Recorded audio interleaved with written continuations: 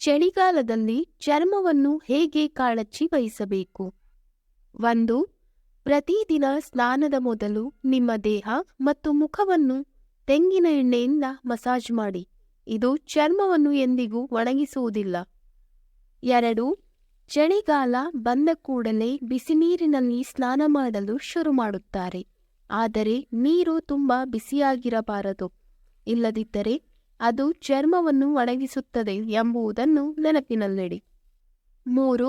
ಜೇನುತುಪ್ಪವನ್ನು ತ್ವಚೆಯ ಮೇಲೆ ಹಚ್ಚುವುದರಿಂದ ಚಳಿಗಾಲದಲ್ಲಿ ತ್ವಚೆಯು ಹೊಡೆಯುತ್ತದೆ ಮತ್ತು ಮೃದುವಾಗಿರುತ್ತದೆ. ನೀವು ಜೇನುತುಪ್ಪವನ್ನು ಹಾಲು ಅಥವಾ ಕೆನೆಯೊಂದಿಗೂ ಬೆರೆಸಿ ಅನ್ವಯಿಸಬಹುದು. 4. ಚಳಿಗಾಲದಲ್ಲಿ ಚರ್ಮವು ತುಂಬ ಒಣಗುತ್ತದೆ ಮತ್ತು ನಿರ್ಜೀವವಾಗುತ್ತದೆ.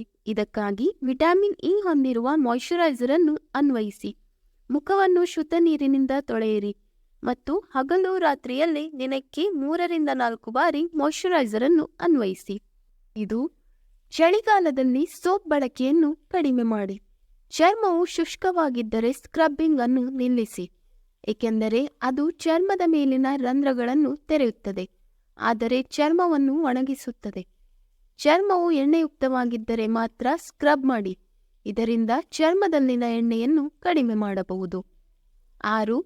ಚಳಿಗಾಲದಲ್ಲಿ ತ್ವಚೆಯು ಕಾಂತಿಯುತ ಮತ್ತು ಮೃದುವಾಗಿರಲು ಮೊಸರು ಮತ್ತು ಸಕ್ಕರೆಯನ್ನು ಬೆರೆಸಿ ಮುಖಕ್ಕೆ ಚೆನ್ನಾಗಿ ಹಚ್ಚಿ ಸ್ವಲ್ಪ ಸಮಯ ಒಣಗಲು ಬಿಡಿ. ಇದಾದ ನಂತರ ಲಘು ಕೈಗಳಿಂದ ಮಸಾಜ್ ಮಾಡಿ. ನಂತರ ಉಗುರು ಬೆಚ್ಚನೆಯ ನೀರಿನಿಂದ ತೊಳೆಯಿರಿ. 7.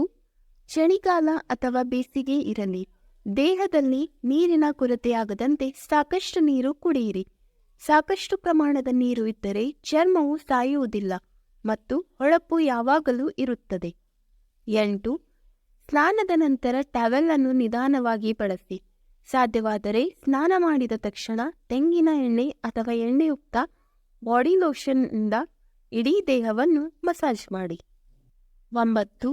ಚಳಿಗಾಲದಲ್ಲಿ ತ್ವಚೆಯನ್ನು ಮೃದುವಾಗಿಡಲು ಬಾದಾಮಿ ಎಣ್ಣೆಯನ್ನು ಬಳಸುವುದು ತುಂಬ ಪ್ರಯೋಜನಕಾರಿ. ರಾತ್ರಿಯಲ್ಲಿ ಎಣ್ಣೆಯನ್ನು ಹಚ್ಚಿ ಮತ್ತು ಮಲಗಿಕೊಳ್ಳಿ.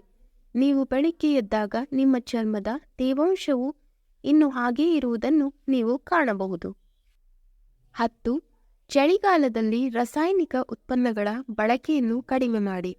ಇವು ನಿಮ್ಮ ಚರ್ಮವನ್ನು ಒಣಗಿಸಬಹುದು. ಮ್ಯಾಟ್ ಬದಲಿಗೆ ಹೈಡ್ರೇಟಿಂಗ್ ಫೌಂಡೇಶನ್ಗಳು, ಕ್ರೀಮ್ ಬೇಸ್ ಬ್ಲಷ್ಗಳು ಮತ್ತು ಹೈಡ್ರೇಟಿಂಗ್ ಮಿಸ್ಟ್ಗಳನ್ನು ಆರಿಸಿಕೊಳ್ಳಿ. 11. ಚಳಿಗಾಲದಲ್ಲಿ ಸಾಕಷ್ಟು ತರಕಾರಿಗಳು ಮಾರುಕಟ್ಟೆಗೆ ಬರಲು ಪ್ರಾರಂಭಿಸುತ್ತವೆ. ಈ ಋತುವಿನಲ್ಲಿ ಸಾಕಷ್ಟು ಕಾಲೋಚಿತ ಹಣ್ಣುಗಳು ಮತ್ತು ತರಕಾರಿಗಳನ್ನು ಸೇವಿಸುವುದು ಯಾವಾಗಲೂ ಪ್ರಯೋಜನಕಾರಿಯಾಗಿದೆ. ಈ ಋತುವಿನಲ್ಲಿ ಬೆರ್ರಿಗಳನ್ನು ಸೇವಿಸಬೇಕು. 12. ನೀವು ಸುಲಭವಾದ ಪರಿಹಾರವನ್ನು ಬಯಸಿದರೆ ಪ್ರತಿದಿನ ಮಲಗುವ ಮೊದಲು ಒಣಚರ್ಮದ ಮೇಲೆ ತೆಂಗಿನ ಎಣ್ಣೆಯನ್ನು ಮಸಾಜ್ ಮಾಡಿ. ಈ ಪರಿಹಾರವು ನಿಮಗೆ ಉತ್ತಮ ಫಲಿತಾಂಶಗಳನ್ನು ನೀಡುತ್ತದೆ. ವೀಕ್ಷಕರೇ, ಈ ವಿಡಿಯೋ ಇಷ್ಟವಾದಲ್ಲಿ ಲೈಕ್, ಶೇರ್ ಅಂಡ್ ಕಮೆಂಟ್ ಮಾಡಿ. ಮುಂದಿನ ವಿಡಿಯೋಸ್ಗಳಿಗಾಗಿ ಚಾನಲ್ ಅನ್ನು ಸಬ್ಸ್ಕ್ರೈಬ್ ಮಾಡಿ. ಧನ್ಯವಾದಗಳು.